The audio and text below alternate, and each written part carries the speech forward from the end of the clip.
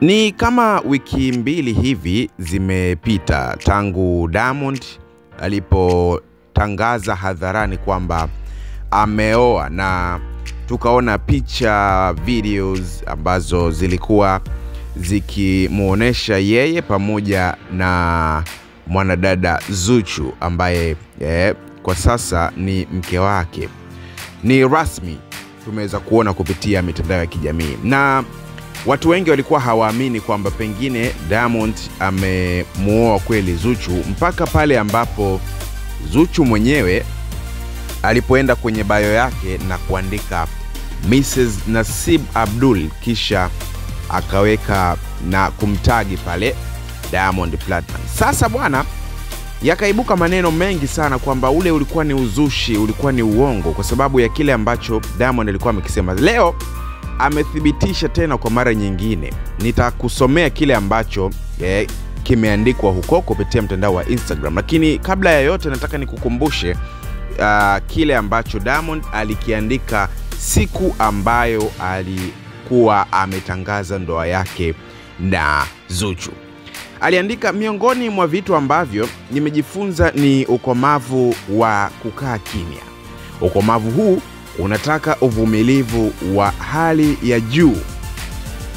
Inataka uwe na moyo wa subra, na hasa kukaza roho pindi mtu au watu wanapokuwa wanakupakazia ubaya fulani kwenye jamii, halafu wewe una ukweli wake, lakini unatakiwa ukae tu kimya, usijibu, ili hali ukweli unao ndani.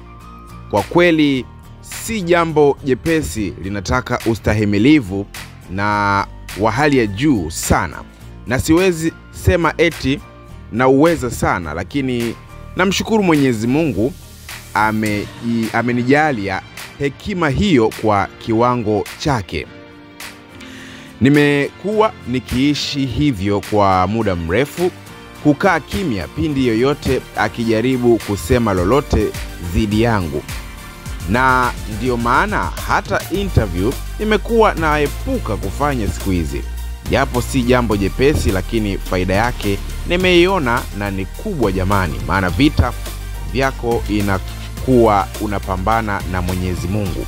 Anamaanisha kwamba vita yako inakuwa inapiganiwa na Mwenyezi Mungu, na inakufanya uwe mshindi kila siku. Anyways, najua kila jambo lina wakati wake.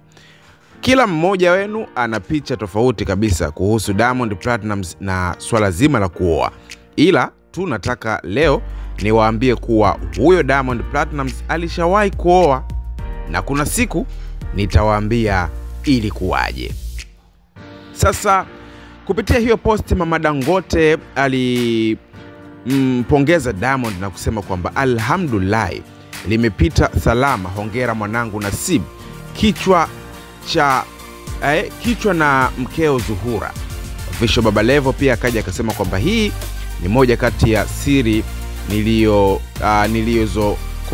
nilizokaa nazo muda mrefu sana, nasubiri kauli ya mzee ili tumwagike. Ukweli ulikaliwa kimya, uongo kuwa unapata nafasi. Sasa leo usiku Diamond Platnumz ameachia ngoma yake mpya ambayo inaitwa Katam. Kwenye hii ngoma amezungumza vitu vingi sana, amemwaga sifa nyingi ambazo wengi inawezekana mkawa hamjaelewa. Kama ukipata muda, nenda kasikilize hii ngoma na utapata majibu ya kile ambacho najaribu kukueleza hapa. Kwenye moja kati ya mistari ameeleza kwamba watu wengi walikuwa wakifikiria labda siku moja hata kuja kuoa, lakini pia moja kati ya vitu ambavyo amevizungumza humo ni kumwaga sifa nyingi sana kwa binti Zuhura, akieleza namna ambavyo amekuwa akiwa naye kwa kipindi kirefu ambacho yuko naye mpaka hivi sasa. Sasa watu wengi wamehusianisha tukio hilo na hiyo ndoa ambayo ilifungwa, wakisema kwamba pengine Diamond ameamua kusema kwamba sasa amefunguka ukweli kwamba kwa nini aliamua kumuoa Zuchu.